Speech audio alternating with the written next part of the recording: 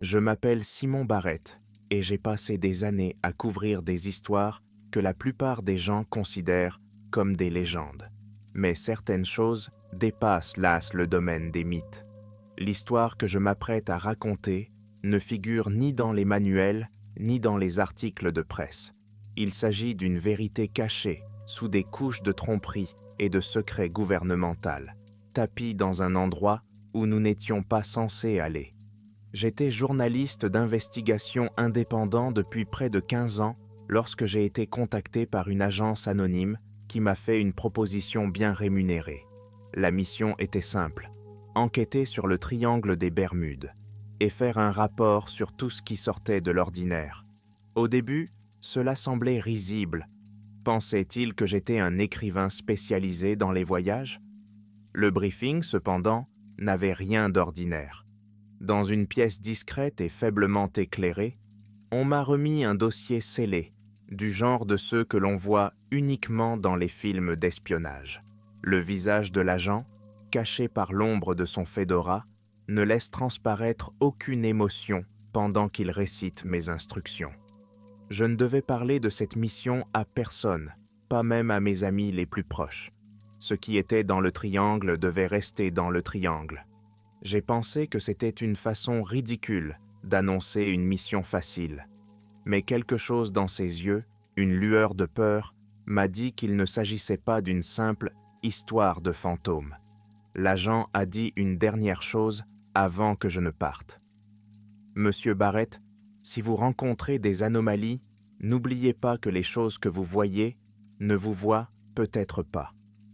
Ces mots ont résonné dans ma tête alors que je montais à bord du petit avion affrété, spécialement pour cette mission. Le malaise me rongeait et je n'arrivais pas à me débarrasser du sentiment que je m'aventurais dans l'inconnu, et pas n'importe lequel, le triangle des Bermudes. Je sentais encore le regard de cet agent comme un doigt glacé qui parcourait ma colonne vertébrale, un rappel des horreurs inexprimées qui se cachaient juste sous la surface. Les moteurs de l'avion ont rugi lorsque nous avons décollé de Miami, traversant un ciel bleu limpide en direction de cette infâme étendue d'eau.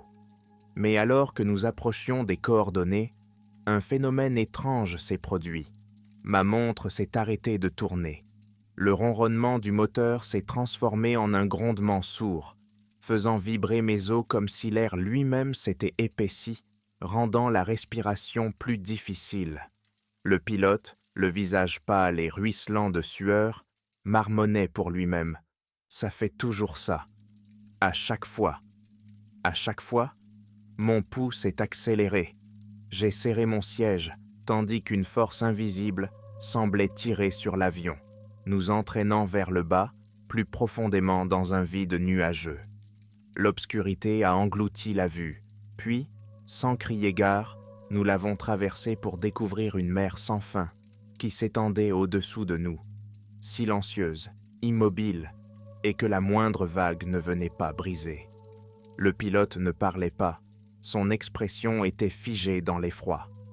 Ce n'est que lorsque j'ai remarqué que la boussole tournait à toute allure que j'ai réalisé que nous n'étions pas dans une partie normale de l'océan. Nous étions ailleurs, là où les lois de la nature n'ont plus cours. L'avion avançait dans un silence inquiétant, et chaque seconde semblait s'étirer en une éternité. Au-dessous de nous, l'eau était plus sombre que tous les océans que j'avais jamais vus, comme de l'encre se déversant dans un vide sans fond. Le pilote rompit enfin le silence, la voix rauque. Nous sommes arrivés, si l'on peut appeler cela un endroit. J'ai regardé par la fenêtre, essayant de discerner des points de repère ou des îles familières. Mais la vue n'était rien d'autre qu'une étendue d'eau plate et sans fin. Pas de vagues, pas de brise, juste un calme anormal. C'était comme si la mer elle-même attendait, retenant son souffle. Que voulez-vous dire par « si on peut appeler ça un endroit » demandai-je en essayant de garder une voix stable. Il n'a pas répondu, les yeux fixés droit devant lui. Un frisson l'a parcouru lorsqu'il a pointé du doigt. C'est ce qu'il voulait mais que tu fasses, c'est ce qu'il voulait n'est que tu vois.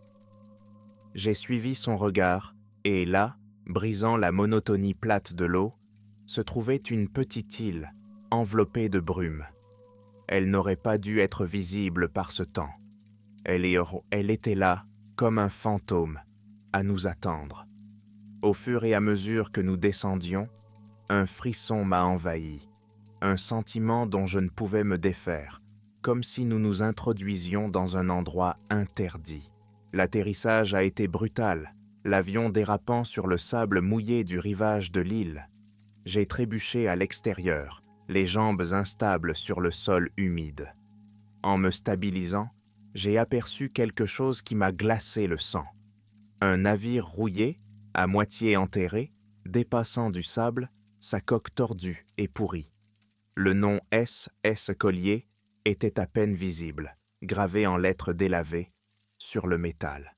Le SS Collier est un navire qui a disparu dans le triangle des Bermudes, il y a plus de 50 ans. Son équipage, sa cargaison, tout avait disparu sans laisser de traces. Et pourtant, il était là, comme une relique oubliée, coincé dans un endroit qui n'était pas censé exister. « Vous étiez au courant ?» J'ai demandé au pilote, mais il était déjà en train de mettre son casque et de communiquer par radio avec quelqu'un. Il y a eu des parasites, puis une faible voix a grésillé dans le récepteur, un ton monotone et froid. « Ne vous approchez pas des structures. Vous ne devez qu'observer. Je répète, observer seulement. » Les mots semblaient se répercuter dans la brume qui nous entourait, rebondissant sur les murs invisibles de l'île. J'ai ressenti une envie irrationnelle de m'approcher, de toucher les restes du navire. Quelque chose dans cet endroit m'attirait, une curiosité morbide mêlée à la peur que ce qui était arrivé au collier soit toujours là, à nous observer. Je me détournai de l'épave et commençai à marcher vers l'intérieur des jotters, mes pas étant étouffés par le sol humide. La végétation était dense et, au fur et à mesure que je m'aventurais, des sons étranges commençaient à emplir l'air, des chuchotements, faibles et décousus, comme si l'île elle-même me murmurait des secrets. Les arbres se tordaient au-dessus de ma tête, leurs branches ressemblant à des bras squelettiques, s'étirant pour masquer le ciel. Plus je m'enfonçais, plus le sentiment d'injustice devenait fort. J'avais l'impression de traverser des couches de réalité, chacune m'éloignant un peu plus du monde que je connaissais. Et puis, juste après la ligne d'arbres, je l'ai vue. Une structure massive, à moitié cachée dans le brouillard. Elle avait l'air ancienne, comme une sorte de temple ou de forteresse en pierre, avec des sculptures qui n'étaient ni humaines ni animales. Des symboles défiant toute logique ornés de ces murs, des formes qui me faisaient de mal à l'esprit si je les regardais trop longtemps. L'air devenait plus froid à mesure que je m'en approchais, et un sentiment d'effroi s'installa en moi, lourd et oppressant. Je pris une respiration tremblante, sentant le poids de l'endroit s'abattre sur moi. J'étais à des kilomètres de la civilisation, devant quelque chose qu'aucun humain n'était censé voir. À ce moment-là, une seule pensée s'est imposée à mon esprit avec une clarté terrifiante. Le triangle des Bermudes n'était pas un mystère à résoudre. C'était une prison. Je suis resté là, sans bouger, à fixer la structure en forme de temple, avec l'impression que l'île elle-même retenait son souffle, attendant de révéler son plus sombre secret. Les gravures sur les murs de pierre semblaient se déplacer, presque imperceptiblement, comme si elles étaient vivantes, se tortillant juste sous la surface. Mon instinct me poussait à faire demi-tour, à quitter cet endroit et à ne plus jamais y revenir. Mais le journaliste en moi, mon insatiable curiosité, me poussait à aller de l'avant. Chaque pas me semblait peser 1 millier de kilos. Mes jambes étaient lourdes et hésitantes, comme si le sol lui-même s'accrochait à moi, me poussant à m'arrêter. En m'approchant, je remarquai une étroite ouverture dans le mur de la structure, à peine visible à travers les lianes rampantes et la mousse épaisse. prenant une profonde inspiration, j'ai pénétré à l'intérieur, ma lampe de poche projetant un étroit faisceau dans l'obscurité. L'air était vicié et froid, porteur d'une odeur ancienne et terreuse qui semblait déplacée, comme si elle n'avait pas été dérangée depuis des siècles. Les murs à l'intérieur étaient couverts des mêmes amèchmes symboles, cryptiques, leurs lignes dentelées et chaotiques, défiant tout modèle ou sens.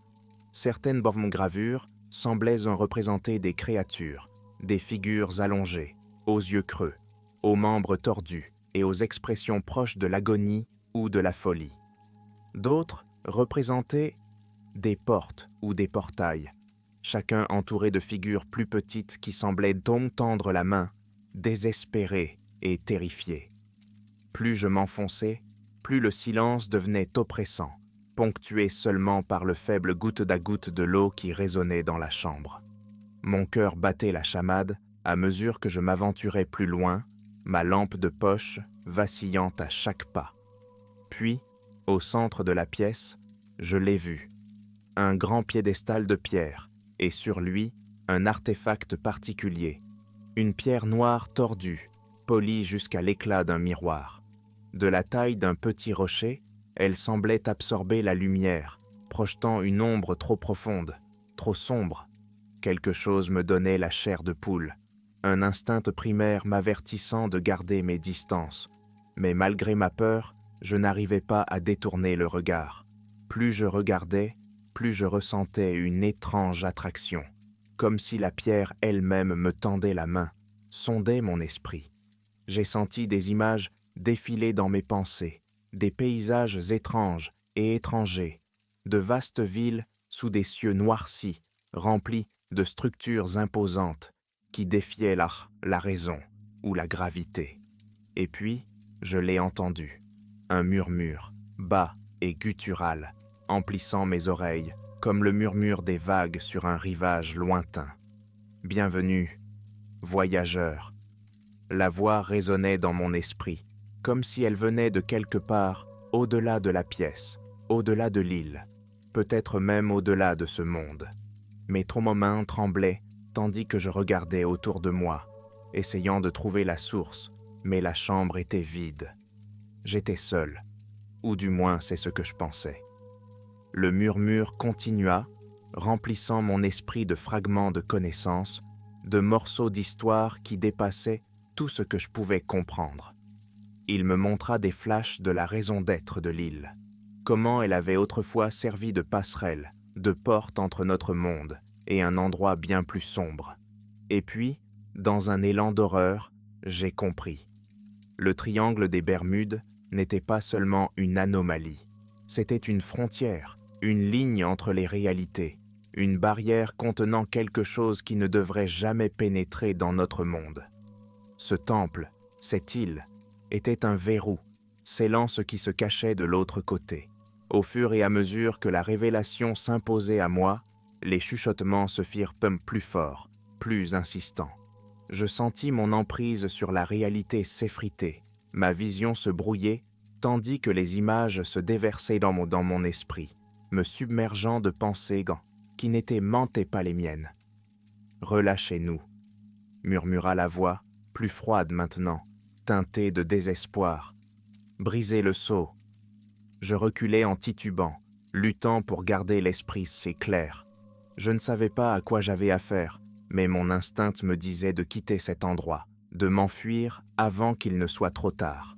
Mais alors que je me retournais pour partir, le sol sous mes pieds se mit à trembler, des fissures se formant dans la pierre, se séparant du piédestal. L'artefact pulsait, une faible lueur sombre se répandait à sa surface, éclairant la pièce d'une lumière peu naturelle. Puis, dans un grondement assourdissant, le sol se déroba, s'ouvrant sur un abîme sous mes pieds. J'ai reculé, évitant de justesse le gouffre, mais en regardant dans ses profondeurs, j'ai vu des silhouettes se mouvoir dans l'obscurité, leurs yeux creux, luisant d'une faim qui dépassait tout ce qui était humain. Elles attendaient, juste sous la surface, s'agrippant aux limites de la réalité, cherchant désespérément à se libérer. Je sentis les secousses gronder à travers le sol, chaque impulsion de la pierre, envoyant des ondes de choc qui se répercutaient le long de mes jambes. La pièce entière semblait respirer, se déplaçant comme s'il s'agissait d'une entité vivante. L'air devenait plus froid, épais, avec un sentiment d'effroi qui s'accrochait à ma peau comme un brouillard humide. L'artefact sur le piédestal palpitait d'une énergie sombre, attirant les ténèbres vers lui, comme s'il absorbait l'essence même de la pièce. Je reculai lentement, mais quelque chose me poussa à regarder dans les profondeurs du gouffre qui s'était ouvert dans le sol. Le vide en dessous ne ressemblait à rien de ce que j'avais jamais vu. Un noir profond et artificiel, comme si la lumière elle-même était dévorée par ce qui se cachait à l'intérieur. J'ai tendu les yeux, puis je les ai vus, des ombres, tordues et mal formées, qui tendaient vers le haut des bras allongés et squelettiques. Leurs yeux, creux et lumineux, me fixaient, emplis d'une faim ancienne et insatiable. Une peur primitive monta en moi, et je reculai, incapable de détourner le regard. Ma lampe de poche clignotait, projetant des images brèves et fragmentées, des silhouettes qui se tordaient en bas, s'agrippant au bord du gouffre. Leurs mouvements n'étaient pas naturels, ils étaient agités de soubresauts, comme s'ils étaient même maintenus par une force qui défiait la nature elle-même. Et plus je regardais, plus je me rendais compte qu'il ne s'agissait pas seulement d'ombres, mais de vestiges, d'êtres tordus coincés entre deux mondes, prisonniers de ce lieu abandonné. Quelque chose en moi voulait courir, fuir l'île et ne jamais regarder en arrière. Mais une autre partie de moi, cette curiosité morbide qui m'avait poussé à faire ce métier, me retint, transi par la beauté grotesque de l'horreur en contrebas. J'avais l'impression d'assister à l'essence même du triangle des Bermudes, à la vérité qui se cachait derrière les innombrables disparitions et les navires perdus. Ces malheureuses âmes ne s'étaient pas simplement volatilisées, elles avaient donc été réclamées. La pierre pulsa à nouveau, et je sentis une main invisible s'emparer de mon esprit, le remplissant de souvenirs fragmentés qui n'étaient pas les miens. Je vis des flashs d'autres mondes, des paysages de baignés de ténèbres, des villes en ruines, des endroits où le soleil ne s'était jamais levé. Il ne s'agissait pas de simples visions, mais d'avertissements, d'aperçus de ce qui se trouvait au-delà, de ce qui se passerait si cette prison se brisait. Je luttais pour garder les idées claires, sentant mes propres souvenirs se brouiller, tandis que l'artefact me tirait, essayant de me rapprocher du bord. Mon corps était lourd, mes membres plombés, comme si la gravité elle-même me tirait vers le gouffre. Je fis un pas en arrière, mes mains s'agrippant au mur pour me stabiliser, mais l'île semblait conspirer contre moi, chaque ombre s'épaississant, chaque murmure s'amplifiant, emplissant mon esprit des cris lointains des damnés. Alors que je trébuchais vers la sortie, la terre trembla à nouveau sous mes pieds, projetant une pluie de poussière et de débris depuis le plafond. Les murs semblaient se refermer, se resserrer autour de moi, tandis que je me frayais un chemin dans l'obscurité, ma vision se brouillant, mes pensées s'embrouillant.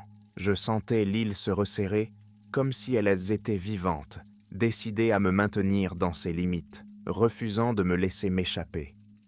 Au moment où je franchis le seuil du temple, l'air extérieur me frappa comme une vague, épais et suffocant, imprégné de la même odeur de décomposition que celle qui régnait dans la chambre. Je m'écroulai à genoux, le souffle court, l'esprit encore sous le choc des horreurs dont j'avais été témoin. Mais l'île n'en avait pas encore fini avec moi. Un grondement sourd résonna dans le brouillard, un rugissement profond et guttural qui semblait provenir de la terre elle-même.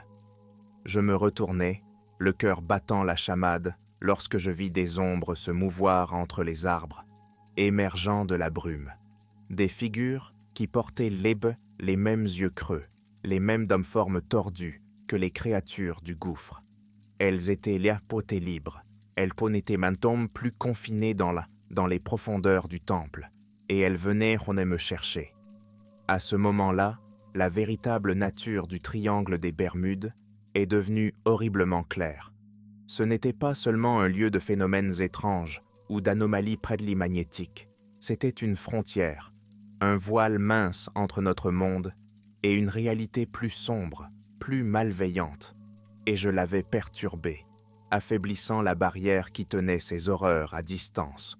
Je me levai, forçant mes jambes à bouger, me poussant vers le rivage.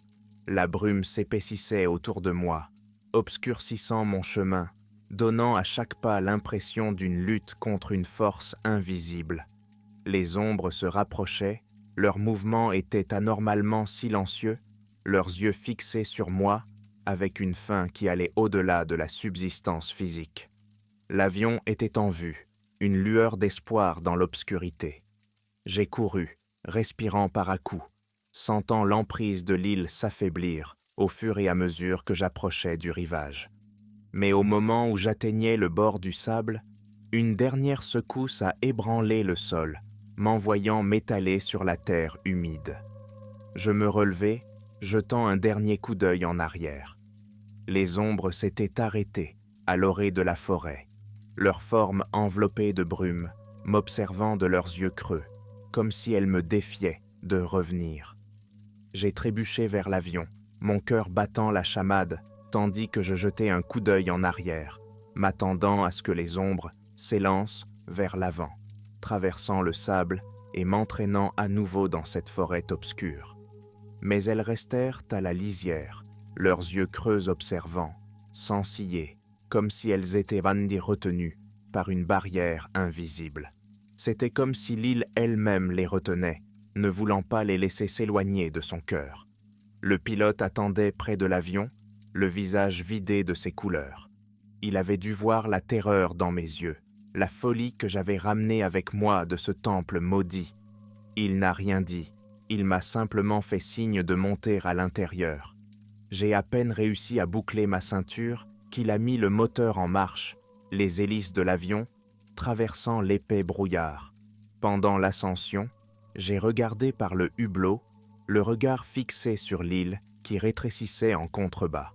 Elle était assise là, dans un silence sinistre, ses secrets cachés sous des couches de brouillard, une ancienne sentinelle de l'obscurité piégée dans ses profondeurs.